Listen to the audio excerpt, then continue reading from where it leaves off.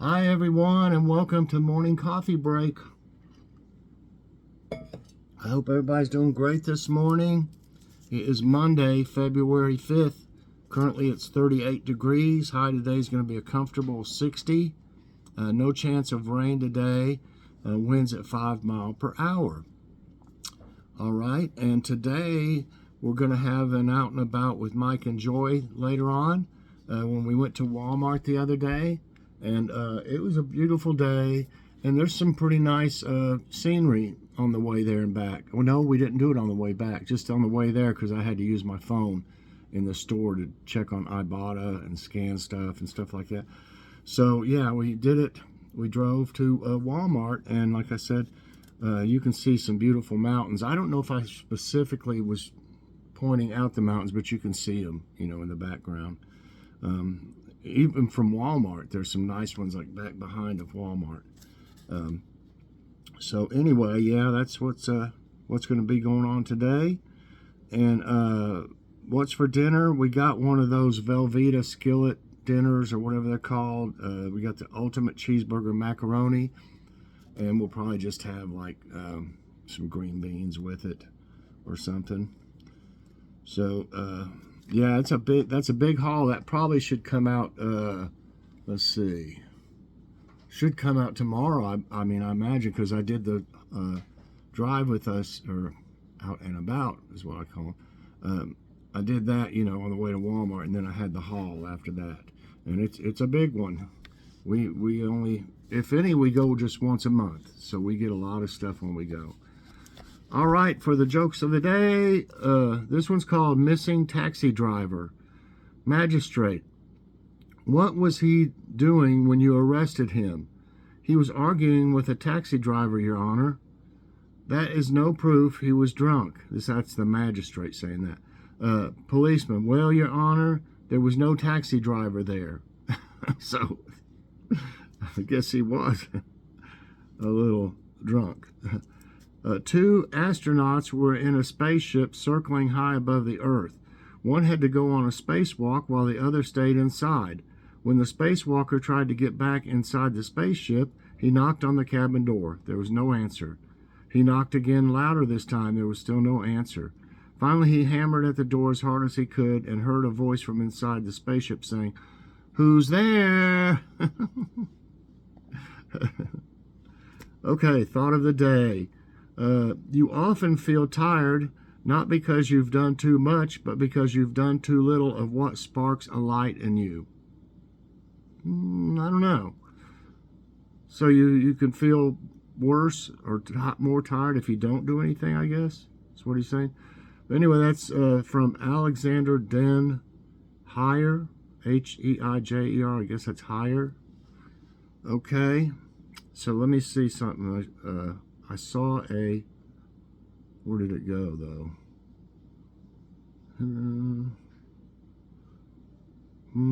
Okay, that's, hold on a minute, I can't find it. Okay, I'm not for sure if this is the one. I think this is the one I was looking at and is gonna do. This one says, I'll go ahead and get it on the quiz though. Okay. What are the opening three words of the Bible? The Lord's Word, in the beginning, our Father which, once upon us. I think everybody has probably heard the first sentence. I don't know if that's the first sentence though. I think it has more to it. I know it has more to it. But that's the first three words, and it's in the beginning. I think a lot of people will know that. The opening sentence of the Bible is, in the beginning, God created the heavens and the earth. Yes. The book begins with God creating the entire universe. This is meant to show God as the all-powerful creator who can create something from nothing. Unlike humans, that to create something must start with something and mold and combine it to create something else. Next one. What fruit doesn't fall far from the tree in the popular saying? What fruit doesn't fall far from the tree? The orange, the banana, the apple, The preach. The preach. Peach. The peach. I guess I was still thinking about the Bible one. Call it the preach. What? So it doesn't fall far from the tree. How would it not fall far from the tree? Apple, banana. It kind of doesn't make sense because orange tree, you know, they could fall right straight down. Doesn't fall. So if it doesn't fall far from the tree, then it's falling down from the tree. Okay, in that case, I'm going to say the apple. Yeah. The expression, the apple doesn't fall far from the tree, is often used to describe how children tend to inherit the characteristics of their parents. This saying usually points out the similarities between a parent and child with the physical or personality traits. Okay. The quick brown fox jumps over the lazy dog is an example of what? Pangram, metaphor, anagram, palindrome. Okay, the quick brown fox jumps over the lazy dog. Okay, I want to say that's a metaphor. Nope, it's not. It's a pangram, which I've never heard of before. 45% actually said metaphor, and only 25% said pangram. The quick brown fox jumps over the lazy dog is an English language pangram. I never heard that word before. A sentence that contains all the letters of the alphabet. A sentence that contains all the letters of the alphabet. The phrase is commonly used for touch typing practice, testing typewriters and computer keyboards, displaying examples of fonts and other applications involving text where the use of all letters in the alphabet is desired. So what they're saying is in this sentence, it uses every letter in the alphabet? Wow, okay. You'd have to sit there and go, look at it, but I guess it's true. Well, okay, I learned something there for sure. Okay, next question. Which term means two words put together like motel and brunch? So that's breakfast and lunch. And how is motel, though? Is that hotel and what mixed? I don't know about that. But anyway, what is that called? Motel or brunch? Acronym? Alliteration? Synonym? Portmanteau. English wasn't my best, class. I really didn't like it. I just didn't like it. I did well in everything else. I didn't do bad in it. I got like B's and stuff like that, but I didn't get any. I don't think I got any A's. Okay. I could be wrong, but I think that's called an acronym. Nope. It is portmanteau. I've never even heard of that. Have y'all? I've never heard of that. A portmanteau word or portmanteau is a blend of words in which parts of multiple words are combined into a new word, as in smog, coined by blending smoke and fog, or motel from motor and hotel. Motor? What's that? Okay. So anyway, I never heard of that before. I just learned something there again. I'm 2 and 2. Which expression is used when talking to people who agree with you? Speak of the devil, having bigger fish to fry, preaching to the choir, bury the hatchet. People who agree with you. I would say preaching to the choir. Yep. Preaching to the choir means that you are presenting your opinion or argument to a person or group of people who already agree with your opinion or argument. It's always better that way.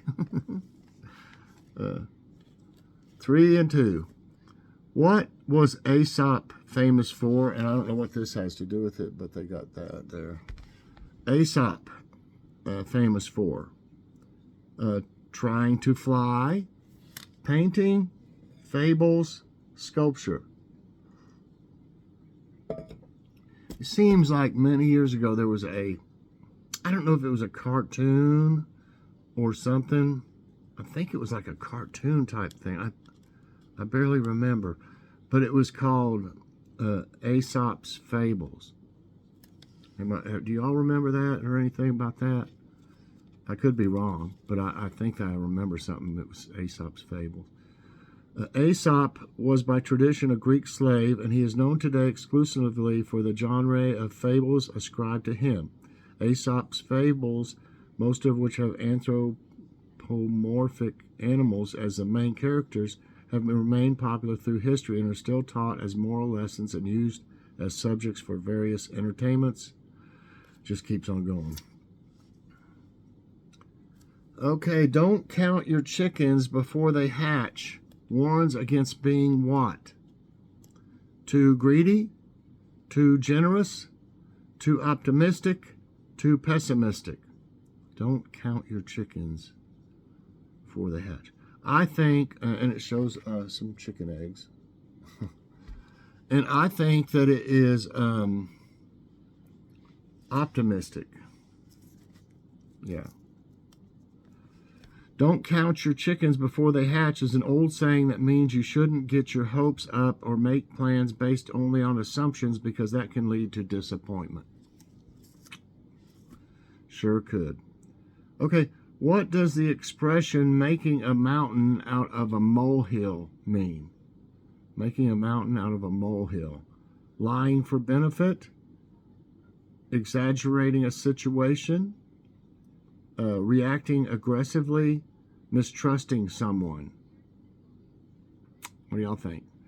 I think it's exaggerating a situation because you'd be like, oh, that was so bad, it was terrible, it was really horrible, and it wasn't something that was really bad, you know, kind of. So that's what I'll say, exaggerating. Yep. When someone is accused of making a mountain out of a molehill, the implication is that he or she is exaggerating a situation, making it seem much larger and more important than it really is. I got 5 right, 2 wrong. Got 3 more to go.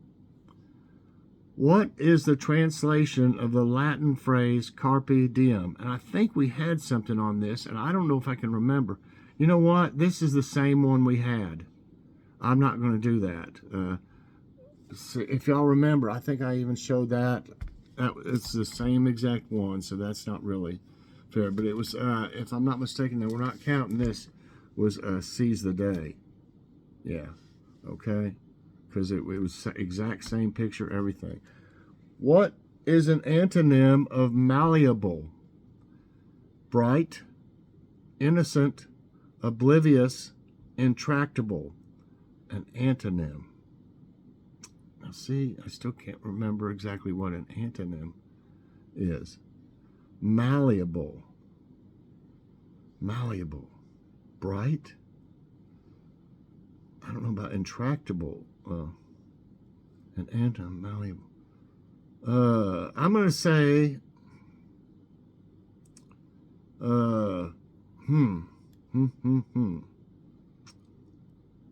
I'm thinking it's either oblivious or innocent. I'm going to go with innocent. Nope, it's intractable. So I had no idea on that, obviously. Another learning moment. Some antonyms. Oh, yes, we're having our brainer size today. I like to call it that. Some antonyms for the word malleable are refractory and intractable. Some definitions for malleable in American English are capable of being extended or shaped by hammering or by pressure from rollers. So it's kind of like Play-Doh or something, maybe? Or it can mean adaptable and tractable. Okay. I don't know. Okay, 5 right, 3 wrong. Which of these words originally referred to a drinking party? Assembly, symposium, tryst, congress. Congress. A drinking party. Maybe it is. I think it's a tryst. No, it's not. It's a symposium. I didn't know that. So I'm learning something here again. Only 18% picked that, by the way. Symposium is typically used today to describe a meeting of experts or a published collection of articles on a subject. Now, how is that originally referred to as a drinking party, though? I mean, okay. But the word was first used in English to describe a sort of drinking party. In fact, the word originally comes from the ancient Greek symphonion, meaning to drink together. Okay. Next one, I got 5 right and 4 wrong. Who said this? I have nothing to declare except my genius. William Shakespeare, Jean-Paul Sartre, Albert Einstein, Oscar Wilde. That really kind of sounds like Albert Einstein, but it also could be Shakespeare. I'm going to go with Albert Einstein. No, who? Oscar Wilde. Okay, according to the legend, the famous wit Oscar Wilde delivered a comically audacious line when he first entered the United States during his lecture tour. A custom official in New York asked him if he had anything to declare, and he supposedly replied, I have nothing to declare but my genius. The phrasing has varied over time. So I did 5 and 5 today, but had some definite learning moments today. Yes. So that's good. Maybe we'll have some similar questions, on the other ones or something that we'll be able to remember, like I said. But these were kind of hard today, and I'm glad. I mean, I don't want it to be, just easy, that you don't even have to really think about it, if it's something so, easy to figure out, or when the other answers are dumb, they don't make any sense at all. Only one of them makes sense. But that's great. I hope y'all did as good as me or better. Maybe you did, but I just didn't know, especially if it's some about English, synonyms, acronyms, all that stuff. I just never did. I don't know. I just never did get into it that much for some reason. Okay, everybody. I hope you enjoyed this morning's coffee break. If you did, I hope you'll press that like button. Also, subscribe if you haven't already, and share this out. And hit that so you get all my videos as soon as they come out. Everybody, remember to have your brainer size every day. And you can get it right here on Morning Coffee Break. Bye, everyone, and God bless. Check out Out and About with Mike and Joy later today. Have a good day. Bye-bye.